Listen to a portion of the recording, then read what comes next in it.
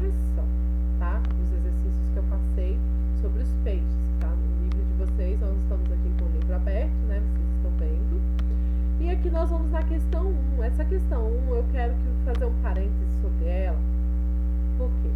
O livro de vocês, ele traz a seguinte informação, tá? Na página 4, no segundo parágrafo. Tá falando sobre os cordados. Dentro dos cordados, existem os vertebrados, existem os cefalocordados e existem os urocordados, tá? Então, um determinado grupo é invertebrado dentro dos cordados, só que esse grupo é muito pequeno. E esse gráfico dessa questão está falando sobre isso. Essa questão está falando sobre isso. Porque se a gente for pegar o reino animal, o grupo dos invertebrados, ele é bem amplo. Então, a gente está falando aqui nessa questão sobre os cordados, tá? Então, dentro dos cordados, nós temos esse gráfico que mostra que 95% são vertebrados e apenas 5% são invertebrados dentro dos cordados. Letra A, qual grupo representa a maior parte dos animais? Vertebrados. Identifique, tá?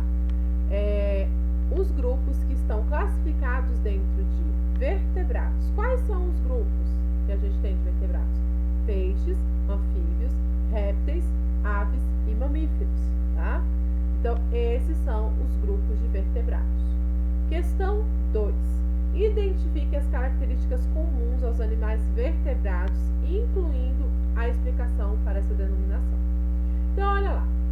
Eles têm crânio, têm o sistema nervoso central, todos esses grupos, tá, de vertebrados, por causa dessa coluna vertebral. Então, dentro da coluna vertebral passa um nervo muito importante que faz a ligação entre o crânio, que todos têm, e o restante do corpo, tá? Outra coisa é a coluna vertebral, que eu acabei de falar. Ela é comum a todos esses grupos de seres vivos, que são do grupo vertebrados, tá?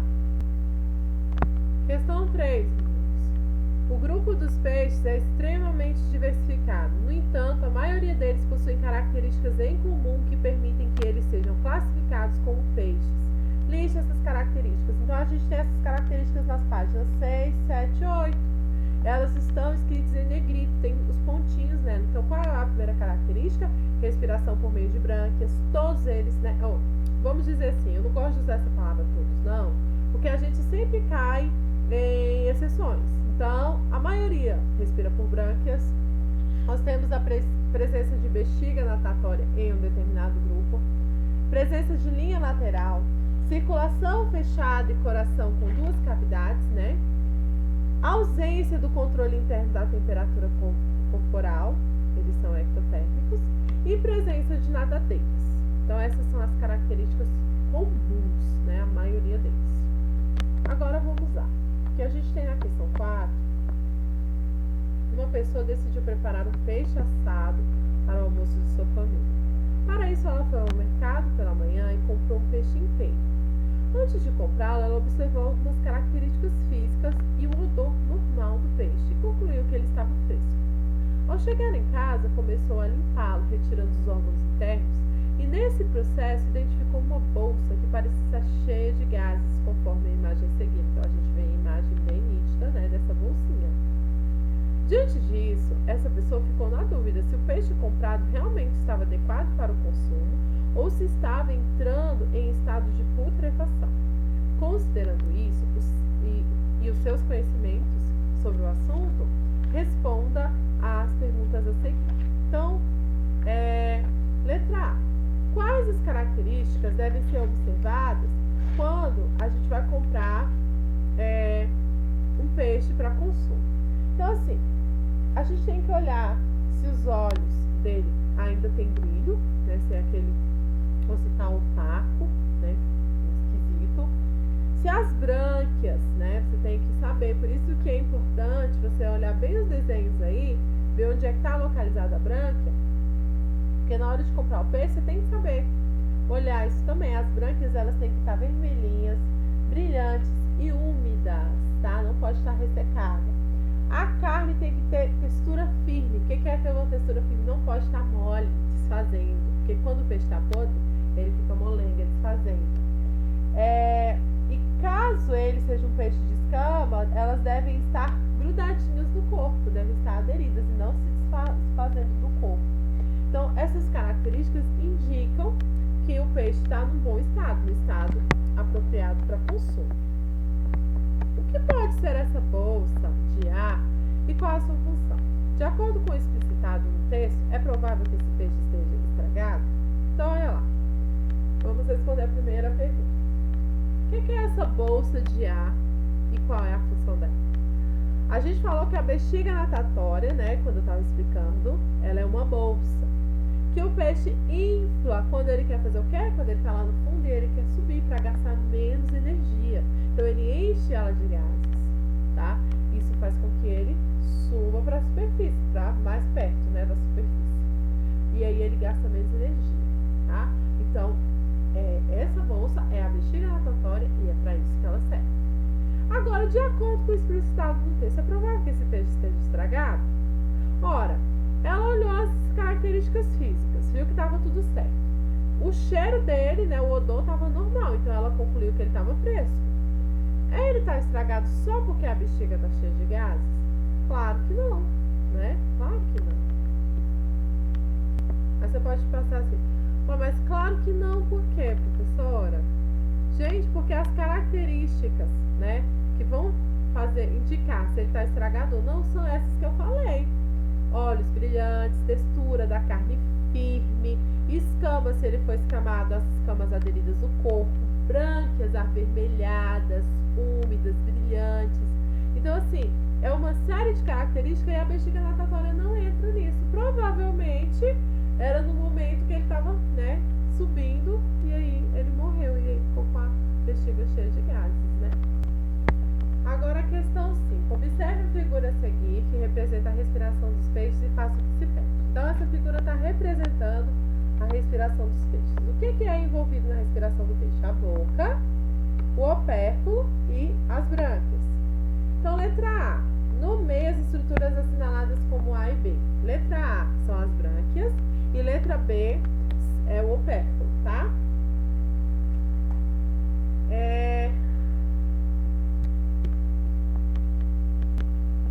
Letra B. Explique como ocorre a respiração dos peixes. Então, a água entra pela boca, tá? A água H2O tem oxigênio. Esse oxigênio vai passar ali nas brânquias e vai ser absorvido pelas brânquias e vai ser direcionado para o resto do corpo. Então, a água entra pela boca, passa pelas brânquias, nas brânquias o oxigênio é absorvido e é levado para o resto do corpo. Questão 6. Observe a imagem a seguir que representa um peixe ósseo e faça o que se pede. Letra A. Nomeie a estrutura indicada por A. A é o que? A linha lateral do peixe. Letra B. Explique sua função. Qual é a função da linha lateral? Ela tem função sensorial, ou seja, faz com que ele perceba as vibrações ali na água. Ele consegue nadar em águas sujas, porque ele consegue perceber através dessa linha sensorial para onde ele tem que ir, através das vibrações, da pressão da água. Isso favorece a natação sincronizada em cardumes, né? Então, eu já tinha explicado isso na videoaula. Questão 7. As lampreias são conhecidas por alguns como peixe vampiro ou vampiros d'água. Considerando as características desse animal, justifique essa denominação. Então, as lampreias, elas são peixes, o quê? Sem mandíbula. Então, como que eles se alimentam? Eles têm ventosas, né, na boca, que grudam, e eles têm dentes que vão raspando, fazendo uma ferida, e aí eles vão se alimentando do sangue. Então, por isso que eles têm essa denominação, né, de peixe vampiro ou vampiros d'água. Questão 8. Observe a imagem e faça o que se pede. Identifique este animal e o grupo de peixes a que ele pertence. Então, a gente está vendo aí, inclusive no meu livro aqui, tem ele bem nitidozinho. Aí já nesse do Bernoli, já está com a imagem bem atrapalhando a pergunta. Mas eu li aqui no meu livro que ele pertence. Então essa daí é a lampreia, né? E ela está no grupo dos agnatos, que são os peixes sem mandíbula. Qual é a principal característica desse grupo? A ausência da mandíbula. Letra C. Descreva a pele desse tipo de peixe. Ela é lisa, não tem escamas. Letra D. Explique como ele obtém alimento. Acabei de falar. Então a boca dele, ela tem uma ventosa. Então as lampreias são hematófagas, ou seja, elas obtêm o alimento prendendo os dentes na superfície de um corpo de outro animal. Então ela se alimenta do sangue, por isso que ela é hematófaga, se alimenta do sangue.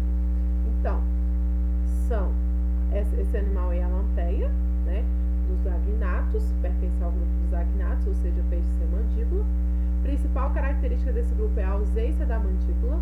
A pele é uma pele lisa e ele se obtém o alimento através de machucar, de ferir a pele. Então ele gruda os dentes e vai machucando, né, raspando ali a superfície de outro animal e se alimenta. São hematófagos. A questão 9 também está meio ofuscadinha aqui pela imagem, eu vou ler aqui do livro. O grupo dos peixes pode ser classificado em peixes sem mandíbula, peixes cartilaginosos e peixes ósseos. Considerando as características desse grupo, preencha a tabela comparativa a seguir. Então, a gente vai fazer uma comparação. Por exemplo, a estrutura da boca dos peixes sem mandíbula. Ela é circular com dentes córneos, né? Dentes que saem ali para machucar, né? O outro animal do qual ela vai se alimentar.